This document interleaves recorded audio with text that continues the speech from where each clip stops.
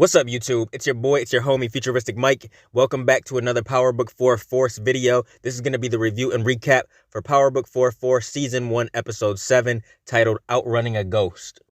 If you're a fan of Power, hit the like on this video. If you're new to my channel and this is the first time you're finding me, subscribe and turn on those post notifications so when I post videos on Power Book 4 Force, you get them.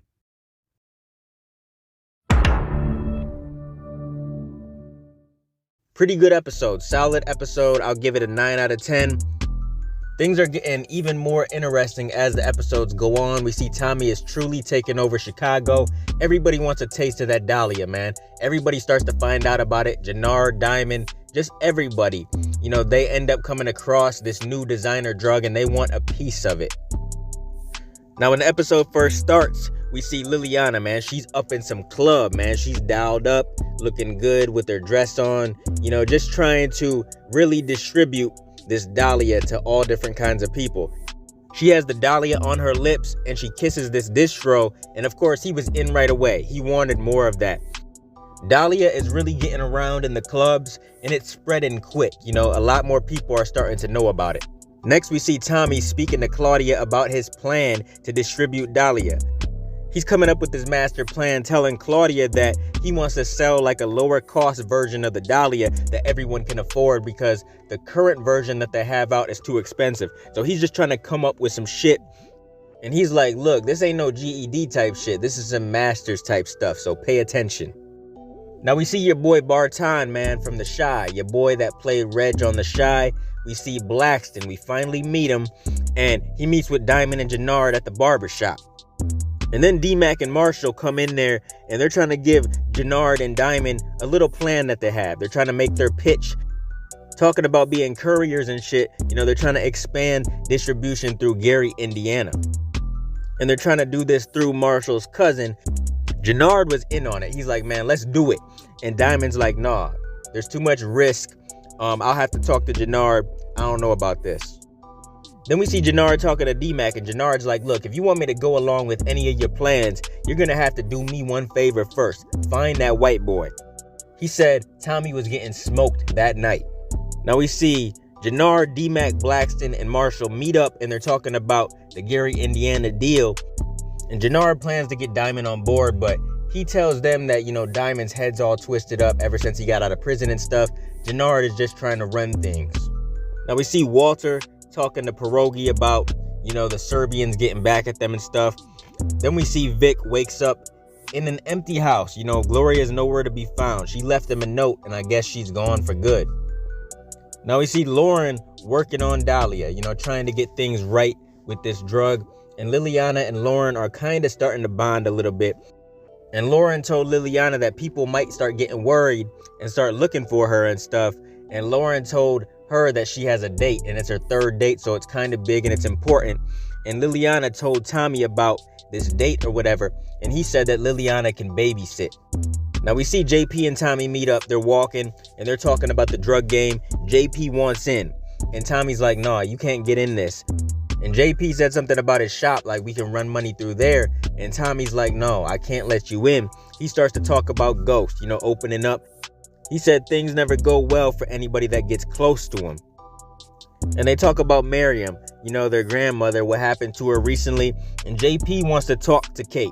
But Tommy's like, no, you cannot do that. Tommy said she's been lying to me my whole life. Why would you want to get a hold of her? And JP's like, man, I only know your side of the story. I want to hear hers. So he wants to talk to Kate. And JP wants to know why Tommy has, you know, so much hate for his mother. And he told JP that he was outrunning a ghost. Now, Walter wants Vic and Claudia to have 24/7 security because of the Serb problem and stuff. And Walter had Vic watch Claudia. He just wants to make sure that they're safe. Now, we see D-Mac coming up on Tommy. And Tommy, you know, he pulls his gun out on him. He's like, man, what is you doing? And D-Mac warned him to stay strapped up and be ready at all times. Because he said there's people gunning for you and you just need to be ready. And Tommy wants to know how he knows all this, and he's like, don't worry about it, just watch your back. So he wasn't telling Tommy that Gennard is behind this or whatever, but he still looked out for Tommy. Now we see Claudia and Liliana, man. They bring a group of women, and these women are going to be their couriers in the nightclubs, you know, to move Dahlia. And after the meeting, Claudia pulls one of the women to the side because she wants the girl to get this redhead to lure her brother in with the Dahlia. We see Tommy and Liliana talking about Tommy in the dope game and stuff. And then she told Tommy something about what Claudia might be doing with Vic, and he wanted her to find out what exactly was going on. Then we see they're getting ready to let Lauren go on her date, and Liliana was going with her, and she had no idea that she was coming. But Liliana did not just, sit at a table across the way or whatever to watch. She literally sat at the table with her.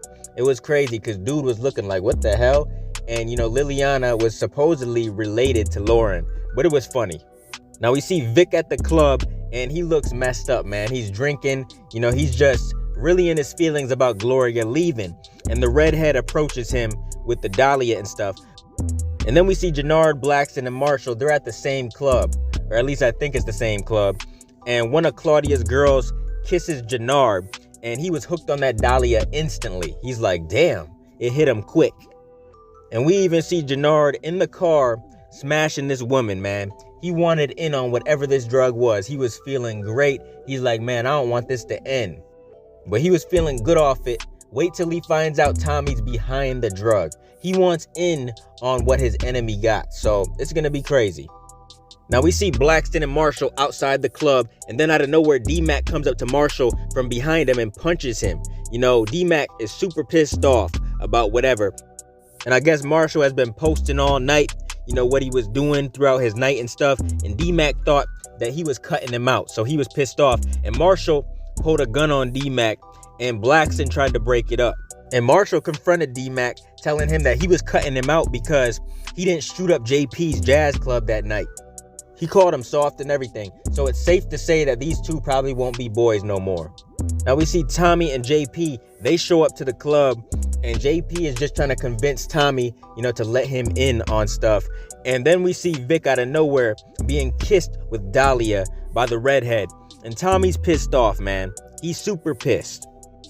Now we see Adrian meet Diamond at the barbershop. It seems as if she really likes Diamond, but we know what she's doing, man. She's writing a story about him. I wonder how this is all gonna play out. But the two of them are talking, and then they get ready to smash. Now next we see Tommy sneak up on these two people watching Claudia's moves and stuff, and he just shot him in cold blood. He didn't even care. And he was pissed off, man. He went inside the lab to confront Claudia about these two dudes out there, about making moves without him and stuff. He's pissed that she lied to him, and he threatened to shut everything down if she keeps on doing shit like this. And he made her clean up the bodies, and he told her to go to the woods and bury him. And she could see that he was pissed, so she apologized and stuff and said it would never happen again. Now we see Adrian meet with somebody she's working with, and they talk about the progress on Diamond. And, Adrian doesn't really have anything. But the plan is to write something on the rise and fall of a Chicago kingpin. The ending result, I guess, is putting him back in prison. And she felt like the story wasn't about Diamond, but the casualties of war, and stuff like that. And it seemed like Adrian didn't really want to write about Diamond. It seems like she's kind of catching feelings for him. I guess we got to wait and see. But her editor threatened to pass the story to somebody else if she wasn't committed to what she had to do. Now we see it's the next day, and Gennard has something to say about Dahlia, man. He's obsessed with the new drug Dahlia. He says something to Diamond like, man, we got to get on this shit. And Diamond didn't want to introduce a new drug that might have a lot of risk, that might put him back in jail. So he wasn't sure. Now we see Vic is all messed up, man. He's been drinking the whole episode. He talks to Walter and says that him and Gloria are done. And he was super hurt, man. You can tell all episode long he was hurt, just in his feelings. He feels like he was too loyal to Walter, which pushed Gloria away. So he's just, in his feelings. Now Diamond meets with Tommy about Dahlia. And, Tommy played stupid pretty much. He had the biggest poker face I ever seen, man. He was acting stupid like he didn't know nothing about the drug. But Diamond was interested in it. Diamond said this could be the future. Everyone, and I mean everyone's gonna want a piece of Dahlia. Now we see Gennard goes with his crew to meet up with Marshall's cousin and Gary. Kind of seems like things were gonna go left at first, man. It was kind of tense. Things were kind of heated. And then Gennard fronted them some bricks, so they're definitely in business now. Now we see Tommy goes to the lab and he learns that Lauren successfully cut Dahlia, so that it's not sparkly anymore, so that they can sell it for a lower cost. And he was super happy. And Liliana was kind of just talking to Tommy about how they might not need Lauren. She was kind of thinking about killing her. But Lauren did it, man. The doc did it. She cut it successfully. And that means that nobody else can step on it. She said it's nearly impossible. And Tommy said she can go home now. And then we see that they all try the new Dahlia. Lauren, Claudia, Tommy, and Liliana. They got high as hell. They snorted them some. And it looked like they were feeling good. But that's the end of the episode, man. It was a really, really good episode. Solid like always. I can't wait for episode 8. I think after episode 8, they're taking a break before episode 9, like a 2-week break or whatever. But yeah, man, it's just progressing. This show is really, really good. It's heating up. It's been heating up, but it's really, really heating up now. And I can't wait to see what happens next, man. I really can't wait. But what did you guys think of this episode? Comment your thoughts down below. Let me know. What are your theories, thoughts, predictions, and everything else? Keep supporting your boy, and I'll be continuing to bring y'all Power Book 4 Force content in the future. Make sure you guys like, comment, and subscribe, and smash the notification bell so you can never miss a video. If you guys want to donate to the channel, I got links below to the PayPal and Cash App accounts.